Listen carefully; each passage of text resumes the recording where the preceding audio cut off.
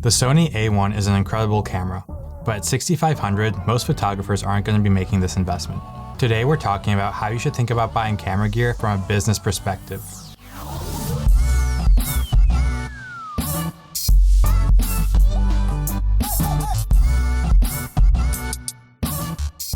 Hey there and welcome to the channel. If you're new here, my name's Chris. I'm teaching you photography and creative business. Today we're talking about Sony's newest camera, the Alpha 1. When would it be justified to purchase this camera? I don't know about you, but I love obsessing over new gear. All the new technology that's being offered right now just blows my mind, and Sony's newest camera is no exception. It's got 50 megapixels, shoots photos at 30 frames per second, shoots 8K 30p, 4K 120p. It just blows away the competition, and all this can be yours for the cheap price of $6,500. Okay, I kid. That's some serious cash for a camera.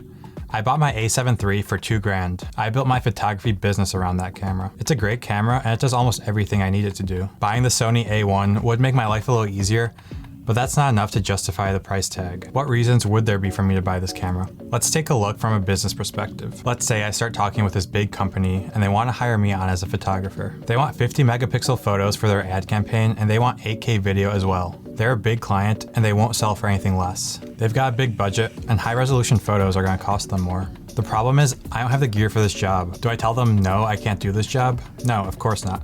What I do here is buy the camera that's going to be able to deliver the content they need. Buying a new camera is going to unlock this new business for me. From a business perspective, buying this camera for $6,500 would be a no-brainer. I have one high-paying client lined up, and if I sign on a couple more for $5,000 a piece, the camera's gonna pay for itself. And without the camera, I just wouldn't be able to sign on those high-end clients. Another big reason I could consider this camera is tax write-offs. This camera is an investment in my business. Once my business buys it, it becomes an asset that my business owns. But the camera loses value over the years. It depreciates. The value that the camera loses each year actually becomes something I can write off of my taxes. This depreciation deduction is going to save money on my taxes every year. So this isn't just $6,500 that I'm burning. As long as I keep this camera, it's going to increase my business profits in these two ways. It's opening doors for higher paying clients and it's saving me money on my taxes every year. If I wasn't running a business, I don't think I could justify this purchase. I'd much rather get a cheaper camera that can do 90% of what that camera can do and save the extra money and put it towards a trip somewhere or an experience where I can use that camera that I bought. Buying the Sony A7 III for $2,000 and then taking $4,500 and going on a trip somewhere for a month, now that would bring me much more happiness than that more expensive camera. I'm lucky that I'm a business owner, so I can justify the cost of an expensive camera as a business purchase. As a business owner, if I were to buy this camera, it would be more than just a personal asset. It would be something my business owns. If you're making money from photography and you're not treating it as a business, check out my video on how to create an LLC. It's going to help you move in the right direction of treating your photography as a business. Now the big question some of you are wondering, am I going to get the Sony A1? Not yet.